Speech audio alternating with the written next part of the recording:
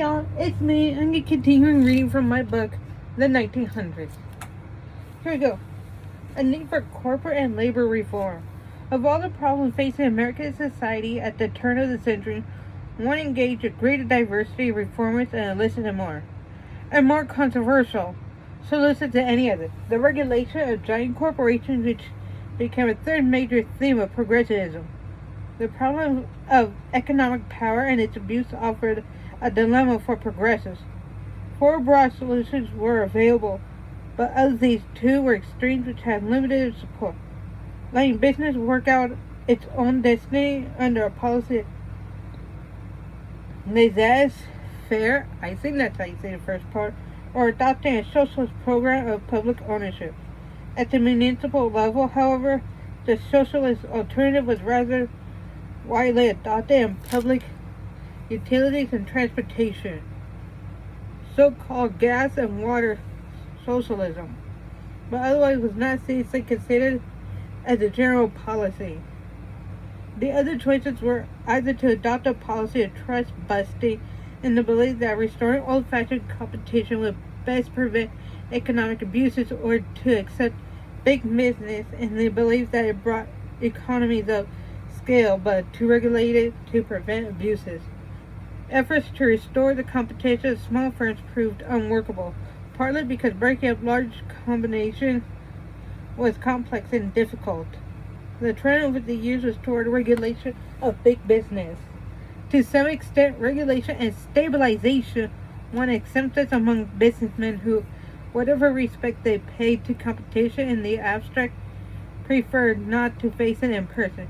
In the long run, although it was not at first apparent, regulation posed a problem raised in an old maxim that would become relevant to American politics in the 1970s and 1980s. Who will guard the guards? Regulatory agencies often came under the influence or control of those they were supposed to regulate. A fourth important feature of the progressive spirit was the impulse toward social justice, which motivated diverse actions from private charities to campaigns against child labor and liquor. The settlement house movement of the late 19th century has spawned a core of social workers and genteel reformers devoted to the uplift of slum workers and of slum dwellers. But with time, it became apparent that social evils extended beyond the reach of private charities and demanded the power of the state.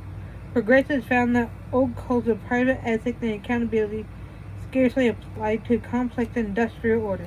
One sociologist observed in 1907, unlike the old-time villain, the latter-day malefactor does not wear a slouch and a hat comforter.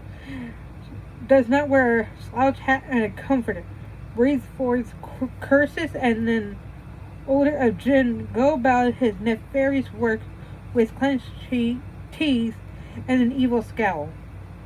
The modern high-powered dealer of woe, with immaculate linen, carries a silk hat and a lighted cigar, sins with countenance and his serene soul, leagues or months from the evil he causes. Upon his gentlemanly presence, the eventual blood and tears do not obtrude themselves.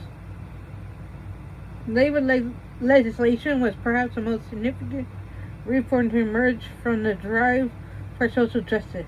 The National Child Labor Committee, organized in 1904, led a movement for laws banning the still widespread employment of young children.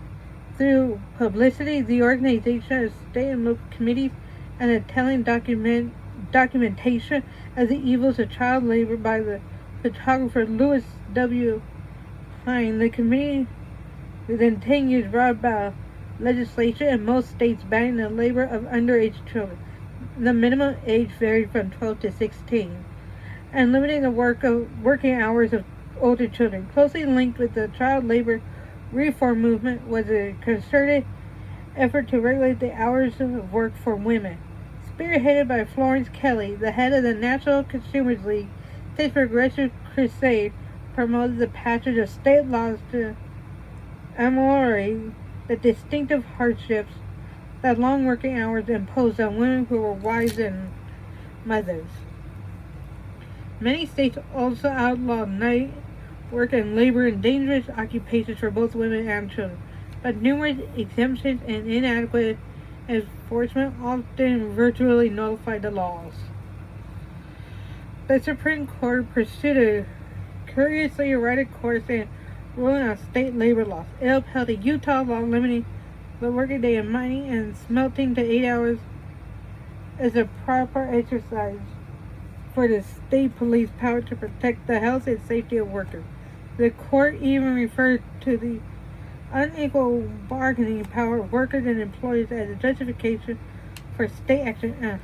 Lochner versus